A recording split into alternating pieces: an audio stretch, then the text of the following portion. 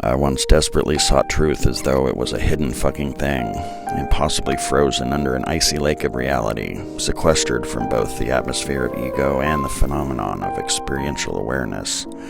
But it lay before me bare all along in an obscuring paradox, both in bloom and in decay, in shadow and light, in joy and in suffering, inexorably woven into being by wakeful nothingness as a lush mossy forest hides the inherent desert beneath its green tapestries. And by what strange fucking agency is my eye allowed to see? By what sentient alchemy is matter woken up to proclaim, I am, and it is? Perhaps the phenomenon of seer and seen exist only in the process of perception itself, the seduction of the senses, such as the eye fingering photons of light and vibrations of sound, twerking with eardrums, and temperature and pressure dry humping against nerves, for the pleasure of some silent observer hidden behind thought by the one-way window of identification in the strip club of existence.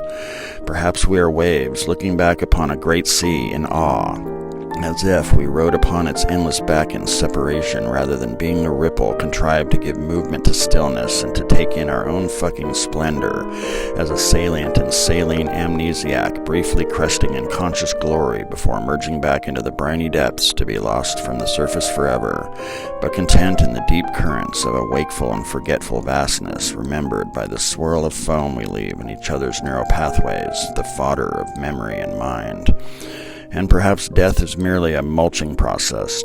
allowing an infinite forest to renew itself, an ever-changing and mysterious ecosystem of mind and matter. Perhaps we're all mushrooms, momentary blooms, emerging from a fucking vast connected network of hidden mycelium, recycling matter in some ethereal and unknowable process,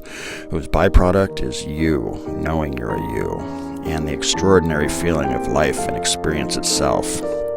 Ponder, a sterile mudball incubating in the hostile coldness of infinite space, has produced beings made of itself, capable of experiencing their own beingness. The most extraordinary experience is that we fucking experience it all, a wonder, ever elusive and yet utterly obvious, veiled by paradox and diluted by thought.